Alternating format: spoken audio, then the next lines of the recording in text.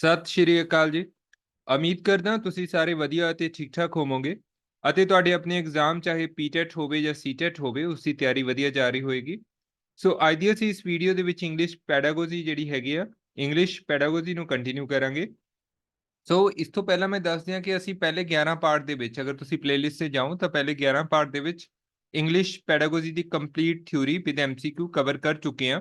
ਉਸ ਤੋਂ ਬਾਅਦ ਅਸੀਂ ਐਮਸੀਕਿਊ ਲਗਾ ਰਹੇ ਹਾਂ। ਐਮਸੀਕਿਊ ਦੀ ਆਪਣੀ ਇੱਕ ਕਲਾਸ ਹੋ ਚੁੱਕੀ ਹੈ ਤੇ ਇਹ ਅੱਜ ਦੀ ਸੈਕੰਡ ਕਲਾਸ ਹੈ ਜੋ ਇੰਪੋਰਟੈਂਟ ਐਮਸੀਕਿਊ ਜਾਂ ਪ੍ਰੀਵੀਅਸ ਈਅਰ ਐਮਸੀਕਿਊ ਨੇ ਇੰਗਲਿਸ਼ ਪੈਡਾਗੋਜੀ ਦੇ। ਸੋ ਕੁੱਲ ਮਿਲਾ ਕੇ ਹੁਣ ਤੱਕ ਆਪਣੇ 13 ਪਾਰਟ ਹੋ ਜਾਣਗੇ। ਅਗਰ ਤੁਸੀਂ ਖਾਸ ਕਰਕੇ ਪਹਿਲੇ 12 ਪਾਰਟ ਨਹੀਂ ਦੇਖੇ ਤਾਂ ਉੱਪਰ ਆਈ ਬਟਨ ਤੇ ਪਲੇਲਿਸਟ ਦਾ ਜਾਂ ਵੀਡੀਓਜ਼ ਦਾ ਲਿੰਕ ਆ ਰਿਹਾ ਹੋਣਾ, ਉਹ ਤੁਸੀਂ ਉੱਥੇ ਜਾ ਕੇ ਦੇਖ ਸਕਦੇ ਹੋ, ਕਿਉਂਕਿ ਸਭ ਤੋਂ ਜ਼ਿਆਦਾ ਇੰਪੋਰਟੈਂਟ ਉਹੀ ਹੈ ਜਿਹਦੇ ਵਿੱਚ ਅਸੀਂ ਕੰਪਲੀਟ ਸਿਲੇਬਸ ਜਿਹੜਾ ਉਹ ਡਿਸਕਸ ਕੀਤਾ ਹੈਗਾ।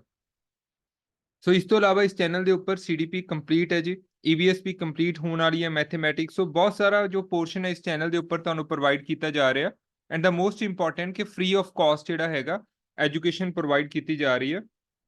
ਸੋ ਅਗਰ ਤੁਸੀਂ ਦੋ ਵਾਲੇ ਪਾਰਟ ਵੀ ਨਹੀਂ ਦੇਖੇ ਹੈਗੇ ਸੀਡੀਪੀ ਦੇ, ਚਾਹੇ ਈਵੀਐਸ ਦੇ, ਚਾਹੇ ਮੈਥ ਦੇ, ਤਾਂ ਉਹ ਵੀ ਤੁਸੀਂ ਚੈਨਲ ਤੇ ਜਾ ਕੇ ਦੇਖ ਸਕਦੇ ਹੋ। ਚਲੋ ਜੀ ਸਟਾਰਟ ਕਰਦੇ ਹਾਂ। 10 ਐਮਸੀਕਿਊ ਬੜੇ ਫਟਾਫਟ 10-15 ਮਿੰਟ ਦੇ ਵਿੱਚ ਕਵਰ ਕਰਦੇ ਹਾਂ। ਸੋ ਦਾ ਕੁਐਸਚਨ ਨੰਬਰ 11 ਇਜ਼ 11 ਤਾਂ ਲਿਖਿਆ ਇੱਥੇ ਕਿਉਂਕਿ 10 ਐਮਸੀਕਿਊ ਆਪਾਂ ਪਹਿਲੀ 12 ਨੰਬਰ ਜੋ ਪਾਰਟ ਆਇਆ ਸੀ ਉਹਦੇ ਵਿੱਚ ਕਵਰ ਕਰ ਚੁੱਕੇ ਹਾਂ, ਜਾਂ ਕਹਿ ਲਓ ਜੋ ਐਮਸੀਕਿਊ ਦੀ ਲੜੀ ਦਾ ਆਪਣਾ ਪਹਿਲਾ ਪਾਰਟ ਸੀ ਉਹਦੇ ਵਿੱਚ ਕਵਰ ਕਰ ਚੁੱਕੇ ਹਾਂ, ਜਾਂ ਇਦਾਂ ਮੰਨ ਕੇ ਚੱਲੋ। ਸੋ ਇਹ ਆਪਣਾ 11ਵਾਂ ਕੁਐਸਚਨ ਹੈ। मीनिंग ऑफ वर्ड मॉर्फोलॉजीज, बड़ा इंपॉर्टेंट शब्द है जी मॉर्फोलॉजी, आईएमपी बड़ा इंपॉर्टेंट है। सो मॉर्फोलॉजी ਦਾ ਮਤਲਬ ਕੀ ਹੈ? ਸੋ ਆਪਾਂ ਪਹਿਲੀ ਹੀ ਪਾਰਟ ਦੇ ਵਿੱਚ ਮॉर्फोलॉजी ਫੋਨੋलॉजी ਹੈ ਨਾ, ਇਹ ਸਾਰੀਆਂ ਚੀਜ਼ਾਂ ਆਪਾਂ ਡਿਸਕਸ ਕੀਤੀਆਂ ਸੀਗੀਆਂ। ਸੋ ਦੇਖ ਲੈਣੇ ਕੀ ਹੈ। ਆਪਸ਼ਨ ਡੀ ਹੈਗਾ ਪੋਜੀਸ਼ਨ ਆਫ ਵਰਡਸ, ਬਿਲਕੁਲ ਗਲਤ ਹੈ ਜੀ, ਇਹ ਤਾਂ ਕੁਝ ਹੀ ਨਹੀਂ ਆਇਆ ਇਦਾਂ ਦਾ। ਪ੍ਰੋਨੰਸੀਏਸ਼ਨ ਆਫ ਵਰਡਸ, ਠੀਕ ਹੈ, ਪ੍ਰੋਨਾਉਂਸ ਕਰਨਾ ਸ਼ਬਦਾਂ ਨੂੰ, ਇਹ ਵੀ ਗਲਤ ਹੈ। ਪ੍ਰੋਨੰਸੀਏਸ਼ਨ ਆ ਗਿਆ ਜਾਂ ਸਾਊਂਡ ਆ ਗਿਆ, ਫੋਨੋलॉजी ਨਾਲ ਰਿਲੇਟਡ ਹੈ ਆਪਣਾ, ਫੋਨੋलॉजी ਨਾਲ ਸਾਊਂਡ ਵਾਲਾ ਕੰਮ। ਸੋ ਮੀਨਿੰਗ ਆਫ ਵਰਡਸ ਇਹ ਸਿਮੈਂਟਿਕਸ ਦਾ ਵੀ ਸੀਗਾ ਜੀ, ਮੀਨਿੰਗ ਆਫ ਵਰਡਸ ਮੇਨ ਸਿਮੈਂਟਿਕਸ ਨਾਲ ਜੁੜਿਆ ਹੋਇਆ। ਸੋ ਇੱਥੇ ਜੋ ਮॉर्फोलॉजी ਹੈ ਜੀ, ਮॉर्फोलॉजी ਦਾ ਮਤਲਬ ਹੀ ਹੁੰਦਾ ਬਣਤਰ। ਸੋ ਬਣਤਰ ਨੂੰ ਅਸੀਂ ਬੋਲਾਂਗੇ structure. So structure of words is called a morphology, ਇਦਾਂ ਆਪਾਂ ਪੜਿਆ ਹੋਇਆ। ਸੋ ਦਾ ਆਪਸ਼ਨ ਏ, ਦੇਖੋ ਇਹਨਾਂ ਨੇ ਡੀ ਲਿਖਿਆ ਹੋਇਆ ਕਿਉਂਕਿ ਮੈਂ ਡਾਇਰੈਕਟ ਪੇਪਰ ਤੋਂ ਕਾਫੀ ਕੁਐਸਚਨ ਉਠਾਏ ਨੇ, ਤਾਂ ਕਰਕੇ ਹੋ ਸਕਦਾ ਕਿਤੇ ਮਿਸਪ੍ਰਿੰਟਿੰਗ ਹੋਵੇ, ਐਜ਼ ਇਟ ਹੀ ਮੈਂ ਪੇਪਰ ਦੇ ਵਿੱਚੋਂ ਉਠਾਏ ਹੋਏ ਨੇ। So the right answer for question number 11 is option A, structure of words. Question number 12, second language is learned the best by, ਦੇਖੋ ਦੋ ਤਰ੍ਹਾਂ ਦੀ ਲੈਂਗੁਏਜ ਹੁੰਦੀ ਹੈ। ਇੱਕ ਨੇਟਿਵ ਲੈਂਗੁਏਜ ਆਪਾਂ ਪੜਿਆ ਹੋਇਆ ਹੈਗਾ। ਨੇਟਿਵ ਲੈਂਗੁਏਜ ਮਤਲਬ ਜਿਹੜੀ ਸਟਾਰਟਿੰਗ ਵਾਲੇ ਉਸ ਇਲਾਕੇ ਦੀ ਲੈਂਗੁਏਜ ਆ ਗਈ ਹੈ ਨਾ, ਜਾਂ ਆਪਣੀ ਮਦਰ ਟੰਗ ਜਿਹੜੀ ਹੁੰਦੀ ਹੈ ਉਹ ਨਾਰਮਲੀ ਆਪਣੀ ਨੇਟਿਵ ਲੈਂਗੁਏਜ ਹੈਗੀ। ਉਸ ਤੋਂ ਬਾਅਦ ਇੱਕ ਹੁੰਦੀ ਹੈ ਜੀ ਸੈਕੰਡ ਲੈਂਗੁਏਜ। ਸੋ ਸੈਕੰਡ ਲੈਂਗੁਏਜ ਵਾਲੇ ਕੇਸ ਦੇ ਵਿੱਚ ਉਹ ਕਿਵੇਂ ਕਹਿੰਦੇ ਵਧੀਆ ਸਿੱਖੀ ਜਾ ਸਕਦੀ ਹੈ ਸੈਕੰਡ ਲੈਂਗੁਏਜ ਜਿਹੜੀ ਹੁੰਦੀ ਹੈ? ਤਾਂ ਪਹਿਲੀ ਆਪਸ਼ਨ ਹੈ ਵਾਚਿੰਗ ਮੂਵੀਜ਼ ਇਨ ਸੈਕੰਡ ਲੈਂਗੁਏਜ। ਕਹਿੰਦੇ ਸੈਕੰਡ ਲੈਂਗੁਏਜ ਜਿਹੜੀ ਹੈਗੀ ਆ ਤਾਂ ਉਹਨਾਂ ਦੇ ਵਿੱਚ ਫਿਲਮਾਂ ਦੇਖੋ। ਫੋਰ ਐਗਜ਼ਾਮਪਲ ਆਪਣੇ ਪੰਜਾਬ ਦੀ ਜੋ ਮਦਰ ਟੰਗ ਹੈ, ਨੇਟਿਵ ਲੈਂਗੁਏਜ, ਉਹ ਪੰਜਾਬੀ ਆ ਗਈ ਹੈ ਨਾ। ਸੈਕੰਡ ਲੈਂਗੁਏਜ ਕਿਸੇ ਦੀ ਕੋਈ ਵੀ ਹੋ ਸਕਦੀ ਹੈ, ਚਾਹੇ ਇੰਗਲਿਸ਼ ਹੋਵੇ ਜਾਂ ਹਿੰਦੀ ਹੋਵੇ। ਜੋ ਅਗਰ ਤੁਸੀਂ ਉਹ ਸਿੱਖਣੀ ਹੈ ਤਾਂ ਕਹਿੰਦੇ ਮੂਵੀਜ਼ ਦੇਖੀ ਜਾਓ, ਠੀਕ ਹੈ, ਉਸ ਲੈਂਗੁਏਜ ਦੇ ਵਿੱਚ, ਸੈਕੰਡ ਲੈਂਗੁਏਜ ਦੇ ਵਿੱਚ, ਤਾਂ ਤੁਹਾਨੂੰ ਆ ਜੂਗੀ ਹੈ ਨਾ। ਸੋ ਦੇਖਦੇ ਹਾਂ ਅਗਲਾ ਆਪਸ਼ਨ ਕੀ ਹੈ। Translating the second language into first language. ਕਹਿੰਦੇ ਸੈਕੰਡ ਲੈਂਗੁਏਜ ਨੂੰ ਟ੍ਰਾਂਸਲੇਟ ਕਰ ਲਓ ਪਹਿਲੇ ਦੇ ਵਿੱਚ। ਕਈ ਵਾਰ ਆਪਾਂ ਵੀ ਗੂਗਲ ਤੇ ਟਰਾਈ ਕਰਦੇ ਹਾਂ, ਮੰਨ ਲਓ ਕੋਈ ਇੰਗਲਿਸ਼ ਦੀ ਲਾਈਨ ਹੈ, ਉਹਨੂੰ ਟ੍ਰਾਂਸਲੇਟ ਆਪਾਂ ਕਰ ਸਕਦੇ ਹਾਂ। ਆਪਾਂ ਸਾਰਿਆਂ ਨੂੰ ਪਤਾ ਹੈਗਾ ਕਾਫੀ ਜ਼ਿਆਦਾ ਐਪਸ ਵਗੈਰਾ ਹੈਗੀਆਂ ਨੇ, ਜਾਂ ਡਾਇਰੈਕਟ ਆਪਾਂ ਗੂਗਲ ਤੋਂ ਵੀ ਕਰ ਸਕਦੇ ਹਾਂ। ਕਹਿੰਦੇ ਟ੍ਰਾਂਸਲੇਟ ਕਰਕੇ ਸਿੱਖ ਲਓ ਉਹਨੂੰ। ਅੱਗੇ C option, learning the grammatical rules of combining sentence in second language. ਕਹਿੰਦੇ ਰੂਲਸ ਵਗੈਰਾ ਸਿੱਖੋ ਪਹਿਲਾਂ ਹੈ ਨਾ ਸੈਕੰਡ ਲੈਂਗੁਏਜ ਦੇ, ਫਿਰ ਉਸ ਤੋਂ ਬਾਅਦ ਸਿੱਖੋ ਉਹਨੂੰ। ਡੀ ਆਪਸ਼ਨ ਦੇਖੋ, giving learner maximum opportunities to communicate in second language। ਕਹਿੰਦੇ ਉਸ ਲਰਨਰ ਨੂੰ ਜਾਂ ਬੱਚੇ ਨੂੰ ਵੱਧ ਤੋਂ ਵੱਧ ਮੌਕੇ ਪ੍ਰਦਾਨ ਕਰੋ ਕਿ ਉਹ ਸੈਕੰਡ ਲੈਂਗੁਏਜ ਜਿਹੜੀ ਸਿੱਖਣੀ ਚਾਹੁੰਦਾ ਉਹਦੇ ਵਿੱਚ ਗੱਲਬਾਤ ਕਰੇ, ਠੀਕ ਹੈ, ਉਹਦੇ ਵਿੱਚ ਕਮਿਊਨੀਕੇਸ਼ਨ ਕਰੇ। ਹੁਣ ਦੇਖੋ ਆਪਸ਼ਨ ਮੇ ਵੀ ਤੁਹਾਨੂੰ ਬਹੁਤੇ ਸਹੀ ਲੱਗ ਰਹੇ ਹੋਣ, ਪਰ ਇਹ ਆਪਸ਼ਨ ਨਹੀਂ ਆਊਗਾ ਜੀ, ਵਾਚਿੰਗ ਮੂਵੀ ਸਹੀ ਨਹੀਂ ਹੈਗਾ। ਸੋ ਜਦੋਂ ਵੀ ਲੈਂਗੁਏਜ ਸਿੱਖਣ ਦੀ ਗੱਲ ਆਉਂਦੀ ਹੈ, ਲੈਂਗੁਏਜ ਦਾ ਮਤਲਬ ਹੀ ਹੈ ਜੀ ਕਮਿਊਨੀਕੇਸ਼ਨ, ਕਿ ਆਪਾਂ ਨੂੰ ਇੱਕ ਬੰਦੇ ਦੀ ਗੱਲ ਦੂਜੇ ਨੂੰ ਸਮਝ ਆ ਜੇ, ਠੀਕ ਹੈ। ਮੇਨ ਮਕਸਦ ਲੈਂਗੁਏਜ ਦਾ ਇਹੀ ਹੈ, ਚਾਹੇ ਕੋਈ ਵੀ ਭਾਸ਼ਾ, ਕੋਈ ਵੀ ਲੈਂਗੁਏਜ ਹੋਵੇ। ਸੋ ਆਪਸ਼ਨ ਏ ਨਹੀਂ ਆਊਗਾ, ਬੀ ਨਹੀਂ ਆਊਗਾ, ਸੀ ਨਹੀਂ ਆਊਗਾ। ਸੋ ਦਾ ਰਾਈਟ ਆਂਸਰ ਕੀ ਆਊਗਾ ਜੀ? ਆਪਸ਼ਨ ਡੀ, ਕਿਉਂਕਿ ਇਹਦੇ ਵਿੱਚ ਕਮਿਊਨੀਕੇਸ਼ਨ ਦੀ ਗੱਲ ਕੀਤੀ ਹੈ। So giving learners maximum opportunities to communicate in second language. ਕਹਿੰਦੇ ਜੋ ਵੀ ਲਰਨਰ ਹੈ, ਜੋ ਸਿੱਖ ਰਿਹਾ ਸੈਕੰਡ ਲੈਂਗੁਏਜ, ਉਹਨੂੰ ਵੱਧ ਤੋਂ ਵੱਧ ਮੌਕੇ ਪ੍ਰਦਾਨ ਕਰੋ ਕਿ ਉਹ ਸੈਕੰਡ ਲੈਂਗੁਏਜ ਦੇ ਵਿੱਚ ਗੱਲਬਾਤ ਕਰੇ, ਠੀਕ ਹੈ। ਨਾਰਮਲੀ ਅਗਰ ਆਪਾਂ ਵੀ ਕੋਸ਼ਿਸ਼ ਕਰੀਏ ਮੰਨ ਲਓ ਕਿਸੇ ਨੇ ਪ੍ਰੋਪਰ ਵੇ ਨਾਲ ਹਿੰਦੀ ਇੰਗਲਿਸ਼ ਜਾਂ ਕੋਈ ਹੋਰ ਲੈਂਗੁਏਜ ਬੋਲਣੀ ਸਿੱਖਣੀ ਆ, ਅਗਰ ਆਪਾਂ ਰੂਟੀਨ ਵਾਈਜ਼ ਸਿਸਟਮ ਬਣਾ ਲਈਏ ਕਿ ਉਹਦੇ ਵਿੱਚ ਹੀ ਆਪਾਂ ਬੋਲਣਾਗਾ, ਤਾਂ ਬਹੁਤ ਜਲਦੀ ਜਿਹੜੀ ਉਹ ਲੈਂਗੁਏਜ ਹੈ ਜੀ ਉਹ ਲਰਨ ਹੋ ਜਾਏਗੀ, ਕੋਈ ਬਹੁਤਾ ਔਖਾ ਕੰਮ ਨਹੀਂ ਹੁੰਦਾ। So the communication is the best way to learn any language. So ਇਹਦੇ ਅਕੋਰਡਿੰਗ ਜਿਹੜਾ ਰਾਈਟ ਆਂਸਰ ਆਊਗਾ ਉਹ ਆਪਣਾ ਆਊਗਾ ਜੀ 12 ਦਾ ਆਊਗਾ ਡੀ। ਸੋ ਦਾ ਕੁਐਸਚਨ ਨੰਬਰ 13 ਆ ਗਿਆ ਜੀ ਆਪਣਾ, ਮਲਟੀਲਿੰਗੁਅਲਿਜ਼ਮ ਇਨ ਦਾ ਕਲਾਸਰੂਮ ਬੋਰਡ। ਦੇਖੋ ਆਪਾਂ 3 ਲੈਂਗੁਏਜ ਫਾਰਮੂਲੇ ਦੀ ਵੀ ਗੱਲ ਕੀਤੀ ਹੈ, ਉਹਦਾ ਮੇਨ ਮਕਸਦ ਵੀ ਸੀਗਾ ਕਿ ਵੱਖ-ਵੱਖ ਭਾਸ਼ਾਵਾਂ ਨੂੰ ਪ੍ਰਮੋਟ ਕਰਨਾ, ਮਲਟੀਲਿੰਗੁਅਲਿਜ਼ਮ ਲੈ ਕੇ ਆਉਣਾ, ਠੀਕ ਹੈ। ਤਾਂ ਜੋ ਅਗਰ ਆਪਾਂ ਮਲਟੀਲਿੰਗੁਅਲਿਜ਼ਮ ਕਲਾਸਰੂਮ ਦੇ ਵਿੱਚ ਵਰਤਦੇ ਹਾਂ ਤਾਂ ਉਹਦੇ ਨਾਲ ਕੀ ਹੋਏਗਾ, ਮਤਲਬ ਬਹੁ ਭਾਸ਼ਾਈ, ਠੀਕ ਹੈ, ਕਾਫੀ ਭਾਸ਼ਾਵਾਂ ਦਾ ਯੂਜ਼ ਕੀਤਾ ਜਾਂਦਾ। ਸੋ ਇਹ option is discourage the use of dialects in the class. ਦੇਖੋ ਜਿੱਥੇ ਸ਼ਬਦ ਆ ਗਿਆ ਨਾ ਡਿਸਕਰੇਜ, ਸੋ ਮਲਟੀਲਿੰਗੁਇਜ਼ਮ ਆਪਾਂ ਇੱਕੋ ਹੀ ਚੀਜ਼ ਪੜ੍ਹੀ ਹੋਈ ਹੈ ਕਿ ਇਹਨੂੰ ਪ੍ਰਮੋਟ ਕਰਨਾ ਆਪਾਂ, ਹੈ ਨਾ, ਵੱਧ ਤੋਂ ਵੱਧ ਲੈਂਗੁਏਜ ਜਿਹੜੀਆਂ ਹੈਗੀਆਂ ਉਹ ਪਰਸਨ ਜਾਂ ਲਰਨਰ ਜਿਹੜੇ ਹੈਗੇ ਨੇ ਸਿੱਖਣ। ਸੋ ਇਹਦਾ ਮਕਸਦ ਤਾਂ ਇਹੀ ਹੈ। ਸੋ ਡਿਸਕਰੇਜ ਆ ਗਿਆ, ਸੋ ਡਿਸਕਰੇਜ ਤਾਂ ਇਹ ਚੀਜ਼ਾਂ ਨੂੰ ਨਹੀਂ ਕਰੂਗਾ।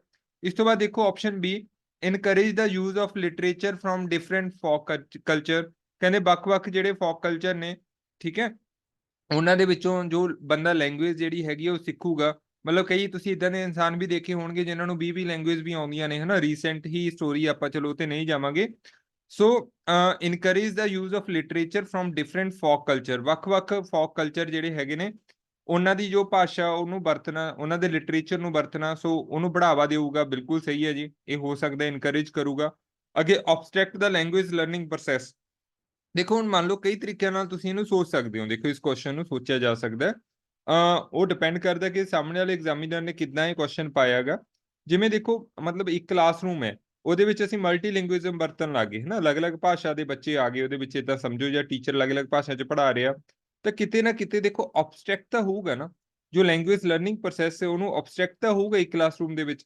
ਸੋ ਕੁੱਲ ਮਿਲਾ ਕੇ ਸੀ ਆਪਸ਼ਨ ਵੀ ਸਹੀ ਹੋ ਸਕਦਾ, ਪਰ ਮੈਂ ਫਿਰ ਬਾਰ-ਬਾਰ ਉਹੀ ਕਹਿਣਾ ਹੁੰਨਾ, ਤੁਸੀਂ ਇਹ ਸੋਚਣਾ ਟੌਪਿਕ ਦੇ ਅਕੋਰਡਿੰਗ ਕਿਹਦੀ ਵੇਟੇਜ ਸਹੀ ਹੋਣ ਦੀ ਜ਼ਿਆਦਾ ਹੈ, ਉਹੀ ਤੁਹਾਡਾ ਰਾਈਟ ਆਂਸਰ ਆਏਗਾ।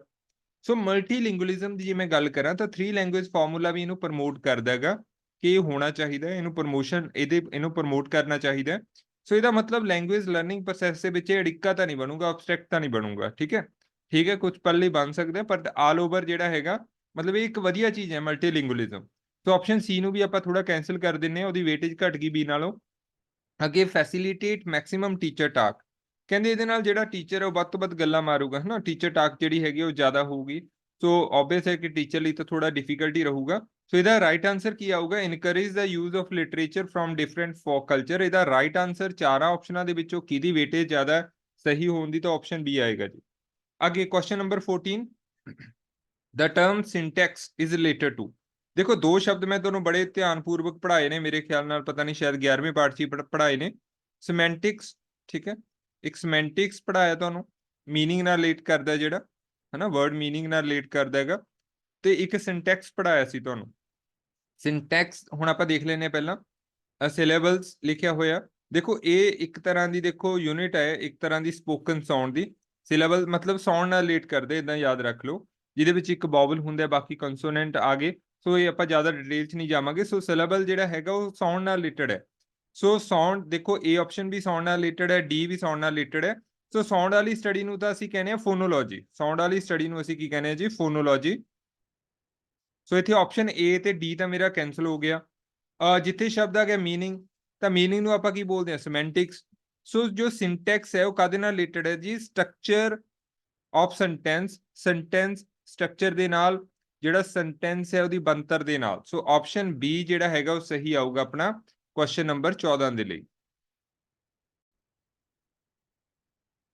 ਹਾਂਜੀ, next question number 15, which of the following statement is false. ਇਹਨਾਂ ਦੇ ਵਿੱਚੋਂ ਕਿਹੜੀ ਸਟੇਟਮੈਂਟ ਗਲਤ ਹੈ। A option, while assessing the child we must compare the performance of the child only with his her own performance। ਕਹਿੰਦੇ ਜਦੋਂ ਅਸੀਂ ਬੱਚੇ ਦੀ ਅਸੈਸਮੈਂਟ ਕਰ ਰਹੇ ਹੁੰਦੇ ਆ, ਅਸੀਂ ਉਹ ਬੱਚੇ ਦੀ ਜੋ ਪਰਫਾਰਮੈਂਸ ਹੈ ਉਹਨੂੰ ਉਹਦੀ ਹੀ ਪਿਛਲੀ ਪਰਫਾਰਮੈਂਸ ਨਾਲ ਕੰਪੇਅਰ ਕਰਨਾ ਚਾਹੀਦਾ ਸਾਨੂੰ। ਸੋ ਬਿਲਕੁਲ ਸਹੀ ਗੱਲ ਹੈ ਜੀ। ਦੇਖੋ ਕਈ ਵਾਰ ਕੀ ਹੁੰਦਾ ਅਕਸਰ, ਪਰ ਇਹਦੇ ਉਲਟ ਕੀਤਾ ਜਾਂਦਾ ਹੈ। ਅਕਸਰ ਅਸੀਂ ਇੱਕ ਬੱਚੇ ਨੂੰ ਦੂਜੇ ਬੱਚੇ ਨਾਲ ਕੰਪੇਅਰ ਕਰਦੇ ਹਾਂ, ਉਹਦੇ ਨੰਬਰਾਂ ਨੂੰ ਕਹਿ ਲਓ, ਉਹਦੀ ਪਰਸੈਂਟੇਜ ਨੂੰ ਕਹਿ ਲਓ, ਪਰ ਅਸਲ ਦੇ ਵਿੱਚ ਹਰ ਇੱਕ ਬੱਚਾ ਯੂਨੀਕ ਹੈ, ਠੀਕ ਹੈ, ਆਪਣੇ ਆਪ ਦੇ ਵਿੱਚ ਹਰ ਇੱਕ ਬੱਚੇ ਦੀਆਂ ਕੈਪੇਬਿਲਿਟੀਜ਼ ਅਲੱਗ ਨੇ, ਉਹਨਾਂ ਦੀਆਂ ਯੋਗਤਾਵਾਂ ਅਲੱਗ ਨੇ। ਸੋ ਸਾਨੂੰ ਜਦੋਂ ਬੱਚੇ ਨੂੰ ਅਸੀਂ ਅਸੈਸ ਕਰਨਾ ਤਾਂ ਸਾਨੂੰ ਉਹਦੀ ਜੋ ਪਰਫਾਰਮੈਂਸ ਹੈ, ਮੰਨ ਲਓ ਅਸੀਂ ਪ੍ਰੈਜ਼ੈਂਟ ਦੀ ਪਰਫਾਰਮੈਂਸ ਉਹਦੀ ਦੇਖਣੀ ਹੈ, ਤਾਂ ਉਹਨੂੰ ਪਾਸ ਨਾਲ ਕੰਪੇਅਰ ਕਰਕੇ ਦੇਖ ਸਕਦੇ ਹਾਂ ਕਿ ਇਹਦੇ ਵਿੱਚ ਕੋਈ ਇੰਪਰੂਵਮੈਂਟ ਹੈ ਜਾਂ ਨਹੀਂ ਹੈ। ਦੂਜੇ ਬੱਚਿਆਂ ਨਾਲ ਕੰਪੇਅਰ ਨਾ ਕਰੋ। ਬੀ ਆਪਸ਼ਨ ਦੇਖਦੇ ਹਾਂ। ਸੋ ਪਹਿਲੀ ਤਾਂ ਸਹੀ ਹੈ। One activity can not be utilise for assessing many abilities. ਕਹਿੰਦੇ ਕੋਈ ਤੁਸੀਂ ਇੱਕ ਐਕਟੀਵਿਟੀ ਨਾਲ ਬੱਚੇ ਦੀਆਂ ਮਤਲਬ ਵੱਖ-ਵੱਖ ਯੋਗਤਾਵਾਂ ਜਿਹੜੀਆਂ ਹੈਗੀਆਂ ਨੇ ਉਹਨੂੰ ਚੈੱਕ ਨਹੀਂ ਕਰ ਸਕਦੇ। ਠੀਕ ਹੈ, ਇੱਕ ਐਕਟੀਵਿਟੀ ਯੂਟਿਲਾਈਜ਼ ਨਹੀਂ ਹੋ ਸਕਦੀ ਬੱਚੇ ਦੀਆਂ ਵੱਖ-ਵੱਖ ਯੋਗਤਾਵਾਂ ਨੂੰ ਚੈੱਕ ਕਰਨ ਲਈ। ਸੋ ਦੇਖੋ ਕਰ ਸਕਦੇ ਹਾਂ ਅਸੀਂ ਇੱਕ ਐਕਟੀਵਿਟੀ ਨਾਲ ਹੀ, ਮਤਲਬ ਇੱਕ ਕੰਮ ਕਰਕੇ ਹੀ, ਇੱਕ ਟੈਸਟਿੰਗ ਦੇ ਨਾਲ ਹੀ, ਇੱਕ ਅਸੈਸਮੈਂਟ ਦੇ ਨਾਲ ਹੀ ਬੱਚੇ ਦੀਆਂ ਦੇਖੋ ਇਹ ਕਈ ਯੋਗਤਾਵਾਂ, ਜ਼ਰੂਰੀ ਨਹੀਂ ਇੱਕ, ਕਈ ਯੋਗਤਾਵਾਂ ਆਪਾਂ ਚੈੱਕ ਕਰ ਸਕਦੇ ਹਾਂ। ਸੋ ਇਹ ਕੁਐਸਚਨ ਮੇ ਵੀ ਇਹਨਾਂ ਨੇ ਗਲਤ ਲਿਖਿਆ ਹੋਏਗਾ। ਆਪਾਂ ਪਹਿਲਾਂ ਦੂਜੀ ਆਪਸ਼ਨ ਪੜਾਂਗੇ ਫਿਰ ਆਵਾਂਗੇ ਤੇ, ਕਿਉਂਕਿ ਇਹਦੇ ਵਿੱਚ ਇਹਨਾਂ ਨੇ ਇਹ ਲਿਖਤਾ ਕਿ one activity can not be, ਵੈਸੇ ਵਨ ਐਕਟੀਵਿਟੀ ਕੈਨ ਵੀ ਯੂਟਿਲਾਈਜ਼ ਆ ਸਕਦਾ ਮੇਰੇ ਅਕੋਰਡਿੰਗ। ਪਹਿਲਾਂ ਆਪਾਂ ਅਗਲੀ ਆਪਸ਼ਨ ਦੇਖਦੇ ਹਾਂ ਫਿਰ ਪਤਾ ਲੱਗੂ ਕਿਹੜਾ ਜ਼ਿਆਦਾ ਗਲਤ ਹੈ। At primary level fluency takes precedence over accuracy. ਮਤਲਬ ਦੇਖੋ ਪ੍ਰਾਇਮਰੀ ਲੈਵਲ ਤੇ ਨੇ ਤਾਂ ਜਿਹੜੀ ਕਹਿੰਦੇ ਫਲੂਐਂਸੀ ਹੈ ਨਾ, ਬੱਚੇ ਕਿੰਨਾ ਫਲੂਐਂਟ ਬੋਲਦੇ ਪਏ ਨੇ ਕਿਸੇ ਵੀ ਲੈਂਗੁਏਜ ਨੂੰ, ਅਗਰ ਆਪਾਂ ਇੰਗਲਿਸ਼ ਦੀ ਗੱਲ ਕਰੀਏ ਤਾਂ ਕਹਿੰਦੇ ਫਲੂਐਂਸੀ ਜ਼ਿਆਦਾ ਇੰਪੋਰਟੈਂਟ ਹੈ। ਠੀਕ ਹੈ, ਕਿਹਦੇ ਤੋਂ? ਐਕੂਰੇਸੀ ਤੋਂ। ਬਿਲਕੁਲ ਸਹੀ ਗੱਲ ਹੈ ਜੀ। ਹੁਣ ਸਟਾਰਟਿੰਗ ਵਾਲੇ ਬੱਚੇ ਦੇਖੋ, ਅਗਰ ਉਹ ਜਿਵੇਂ ਹੁਣ ਅਗਰ ਫੋਰਨ ਦੇ ਵਿੱਚ ਦੇਖੀਏ ਤਾਂ ਉੱਥੇ ਉਹ ਡਾਇਰੈਕਟ ਇੰਗਲਿਸ਼ ਹੈ ਨਾ ਪ੍ਰੋਪਰ ਵਧੀਆ ਤਰੀਕੇ ਨਾਲ ਬੋਲ ਲੈਂਦੇ ਨੇ, ਕਿਉਂਕਿ ਫਲੂਐਂਸੀ ਜ਼ਿਆਦਾ ਉਹਨਾਂ ਦੀ। ਐਕੂਰੇਸੀ ਤੇ ਕੋਈ ਗੱਲ ਨਹੀਂ, ਕਿਉਂਕਿ ਲੈਂਗੁਏਜ ਦਾ ਮਤਲਬ ਵੀ ਫਿਰ ਉਹੀ ਗੱਲ ਕਹੂੰਗਾ, ਕਮਿਊਨੀਕੇਸ਼ਨ ਹੈ, ਇੱਕ ਦੀ ਗੱਲ ਦੂਜੇ ਨੂੰ ਸਮਝ ਆਉਣੀ ਚਾਹੀਦੀ ਹੈ। ਠੀਕ ਹੈ, ਜ਼ਿਆਦਾ ਜੋ ਮੋਟਿਵ ਹੈ ਇਹਦਾ। ਸੋ ਪ੍ਰਾਇਮਰੀ ਲੈਵਲ ਤੇ ਠੀਕ ਹੈ ਜੀ, ਫਲੂਐਂਸੀ ਜ਼ਿਆਦਾ ਮੈਟਰ ਕਰੂਗੀ ਕਿਹਦੇ ਨਾਲੋਂ? ਐਕੂਰੇਸੀ ਨਾਲੋਂ। ਇਹ ਵੀ ਸਹੀ ਲੱਗ ਰਿਹਾ ਮੈਨੂੰ। ਅੱਛਾ, ਅੱਗੇ ਕੀ ਹੈ? Observation is the informal way of assessment. Observation is the informal. So formal informal ਦੋ ਤਰੀਕੇ ਦੇ ਵੇ ਆ ਗਏ ਆਪਣੇ ਜਦੋਂ ਆਪਾਂ ਕਿਸੇ ਵੀ ਬੱਚੇ ਦੀ ਅਸੈਸਮੈਂਟ ਕਰਨੀ ਆ। ਤੋ ਦੇਖੋ ਪਹਿਲਾਂ ਤਾਂ ਮੈਂ ਦੇਖ ਲੈਣਾ ਕਿ ਜਿਵੇਂ ਦੇਖੋ ਫਾਰਮਲ ਹੁੰਦਾ ਹੈ, ਇਹ ਤਾਂ ਇਨਫॉर्मल ਲਿਖਿਆ, ਇੱਕ ਹੁੰਦਾ ਫਾਰਮਲ ਹੁੰਦਾ ਇੱਕ। ਸੋ ਫਾਰਮਲ ਵੇ ਦੇ ਵਿੱਚ ਇੱਕ ਤਰ੍ਹਾਂ ਦਾ ਅਸੀਂ ਸਾਰਾ ਪ੍ਰੀ ਪਲਾਨ ਕਰਦੇ ਹਾਂ, ਹਨਾ, ਸਿਸਟੇਮੈਟਿਕ ਬੱਚੇ ਦਾ ਟੈਸਟ ਲੈਣੇ, ਉਹਦੀ ਨੌਲੇਜ, ਉਹਦੀ ਲਰਨਿੰਗ ਵਗੈਰਾ ਸਾਰਾ ਕੁਝ ਚੈੱਕ ਕੀਤਾ ਜਾਂਦਾ। ਸੋ ਉਹ ਤਾਂ ਆ ਗਈ ਫਾਰਮਲ ਵੇ। ਹੁਣ ਦੇਖੋ ਆਬਜ਼ਰਵੇਸ਼ਨ, ਬਸ ਆਪਾਂ ਆਬਜ਼ਰਵ ਕਰਨਾ ਹੈ ਨਾ, ਸਾਹਮਣੇ ਵਾਲਾ ਕੀ ਕਰ ਰਿਹਾ ਉਹਨੂੰ ਆਬਜ਼ਰਵ ਕਰਨਾ। ਸੋ ਇੱਕ ਤਰ੍ਹਾਂ ਦੀ ਇਹ ਵੀ ਅਸੈਸਮੈਂਟ ਹੈ, ਪਰ ਇਹ ਕਿਹੜੀ ਅਸੈਸਮੈਂਟ ਹੈ ਜੀ? ਇਨਫॉर्मल ਹੈ, ਹਨਾ, ਇਨਫॉर्मल ਹੈ, ਕੋਈ ਪ੍ਰੀ ਪਲਾਨ ਨਹੀਂ, ਇਸ ਤਰੀਕੇ ਦੀ ਨਹੀਂ। ਸੋ ਆਬਜ਼ਰਵੇਸ਼ਨ ਇਨਫॉर्मल ਵੇ ਆਫ ਅਸੈਸਮੈਂਟ ਹੈ, ਇਹ ਵੀ ਠੀਕ ਹੈ। ਸੋ ਕਿਹੜਾ ਗਲਤ ਹੋ ਗਿਆ, ਕਿਉਂਕਿ ਇਹਨਾਂ ਨੇ ਇਹ ਪੁੱਛਿਆ ਸੀ ਕਿਹੜਾ ਫਾਲਸ ਹੈ। ਸੋ ਆਪਸ਼ਨ ਕਿਹੜੀ ਗਲਤ ਹੋਗੀ ਮੇਰੀ? B. So B is the correct answer for question number 15। ਅੱਗੇ ਰੂਲ ओरिएंटेड ग्रामर इज 16ਵਾਂ क्वेश्चन ਹੈ। ਦੇਖੋ ਗ੍ਰਾਮਰ ਆ ਗਏ ਦੋ ਟਾਈਪ, ਮੈਂ ਤੁਹਾਨੂੰ ਪੜ੍ਹਾਈ ਸੀ ਪਾਰਟ ਨੰਬਰ 11 ਦੇ ਵਿੱਚ ਪੜ੍ਹਾਏ ਸੀ, ਫਾਰਮਲ ਗ੍ਰਾਮਰ ਤੇ ਫੰਕਸ਼ਨਲ ਗ੍ਰਾਮਰ। ਠੀਕ ਹੈ, ਇਹਨਾਂ ਬਾਰੇ ਆਪਾਂ ਡਿਸਕਸ ਕੀਤਾ ਸੀ ਆਪਣੇ ਲਾਸਟ ਥਿਊਰੀ ਦੇ ਪਾਰਟ ਦੇ ਵਿੱਚ। ਸੋ ਰੂਲ ओरिएंटेड ਕਿਹਦੇ ਵਿੱਚ ਰੂਲ ਦੀ ਗੱਲ ਹੁੰਦੀ ਹੈ, ਹਨਾ, ਜਿਵੇਂ ਅਗਰ ਟੈਂਸ ਦੀ ਗੱਲ ਕਰਾਂ ਤਾਂ ਸਾਰੇ ਟੈਂਸ ਦੇ ਰੂਲ ਯਾਦ ਕਰਨੇ ਪੈਣਗੇ। ਸੋ ਰੂਲ ओरिएंटेड ਕਿਹੜੀ ਹੈ ਇਹਨਾਂ ਦੇ ਵਿੱਚੋਂ? ਸੋ ਡੀ ਤੇ ਸੀ ਤਾਂ ਛੱਡ ਹੀ ਦਿਓ, ਕਿਉਂਕਿ ਮੇਨ ਆਪਾਂ ਦੋ ਪੜ੍ਹੇ ਨੇ, ਫਾਰਮਲ ਤੇ ਫੰਕਸ਼ਨਲ। ਸੋ ਜੋ ਫੰਕਸ਼ਨਲ ਹੈ ਉਹ ਤਾਂ ਮਾਡਰਨ ਹੈ, ਹਨਾ, ਉਹਦੇ ਵਿੱਚ ਇੰਨੀ ਜ਼ਿਆਦਾ ਗੱਲ ਨਹੀਂ ਹੁੰਦੀ ਰੂਲ ਦੀ। ਠੀਕ ਹੈ, ਤਾਂ ਰੂਲ ओरिएंटेड ਗ੍ਰਾਮਰ ਕਿਹੜੀ ਆ ਗਈ ਜੀ? ਜਿਹੜੀ ਫਾਰਮਲ ਪੁਰਾਣੇ ਸਮੇਂ ਤੋਂ ਚੱਲਦੀ ਆ ਰਹੀ ਹੈ। So rule oriented grammar is formal grammar. So option A ਜਿਹੜਾ ਆਊਗਾ ਉਹ ਸਹੀ ਆਊਗਾ। ਹਾਂਜੀ, question number 17। The objective of remedial teaching. देखो ही आ गया रिमेडियल टीचिंग, बड़ा इंपॉर्टेंट है शब्द रिमेडियल टीचिंग। ਤੁਹਾਨੂੰ ਕਿਤੇ ਨਾ ਕਿਤੇ ਕਿਸੇ ਨਾ ਕਿਸੇ ਸਬਜੈਕਟ ਦੀ ਪੈਡਾਗੋਜੀ ਦੇ ਵਿੱਚ ਦੇਖਣ ਨੂੰ 100% ਮਿਲੂਗਾ ਰਿਮੀਡੀਅਲ ਟੀਚਿੰਗ ਵਾਲਾ concept.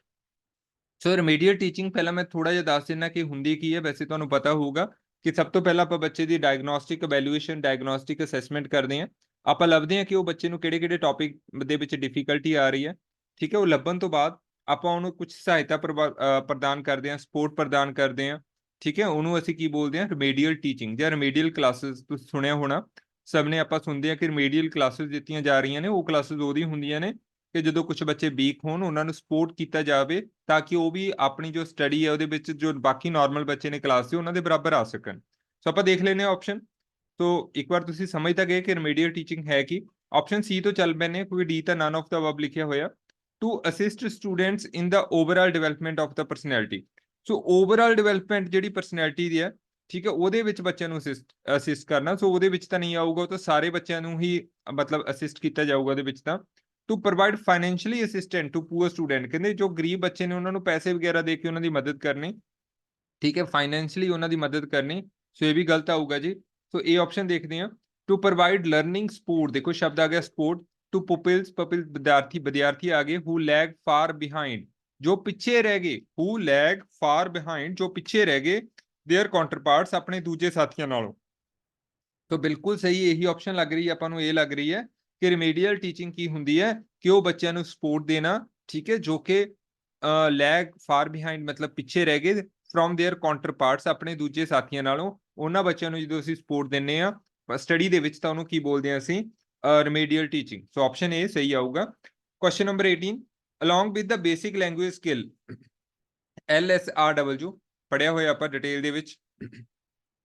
LSRW literature makes an important contribution in other areas of language including, ਕਹਿੰਦੇ ਜੋ ਲਿਟਰੇਚਰ ਨੇ ਹਨਾ ਇੰਗਲਿਸ਼ ਵਾਲੇ ਜਾਂ ਲੈਂਗੁਏਜ ਵਾਲੇ ਲਿਟਰੇਚਰ ਆ ਗਏ, ਕਹਿੰਦੇ ਇਹਨਾਂ ਤੋਂ ਇਲਾਵਾ ਇਹ ਸਕਿੱਲਸ ਤੋਂ ਇਲਾਵਾ ਉਹ ਹੋਰ ਵੀ ਇੰਗਲਿਸ਼ ਦੇ ਕਾਫੀ ਲੈਂਗੁਏਜ ਦੇ ਕਾਫੀ ਏਰੀਆ ਦੇ ਵਿੱਚ ਆਪਣਾ ਯੋਗਦਾਨ ਦਿੰਦੇ ਨੇ, ਮਹੱਤਵਪੂਰਨ ਕੰਟਰੀਬਿਊਸ਼ਨ ਮਹੱਤਵਪੂਰਨ ਯੋਗਦਾਨ ਦਿੰਦੇ ਨੇ।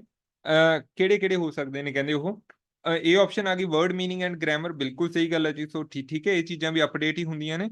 ਉਸ ਤੋਂ ਬਾਅਦ expression and creative writing, so expression and creative writing ਇਹਦੇ ਵਿੱਚ ਵੀ ਯੋਗਦਾਨ ਹੋਊਗਾ ਹਨਾ, ਕਿਉਂਕਿ ਲੈਂਗੁਏਜ ਦੀ ਗੱਲ ਆ ਗਈ ਤਾਂ ਸਾਰੀਆਂ ਚੀਜ਼ਾਂ ਆ ਗਈਆਂ, ਜ਼ਰੂਰੀ ਨਹੀਂ ਕਿ ਲੈਂਗੁਏਜ ਦੇ ਵਿੱਚ ਅਸੀਂ LSRW ਦੀ ਹੀ ਗੱਲ ਕਰਨੀ ਆ।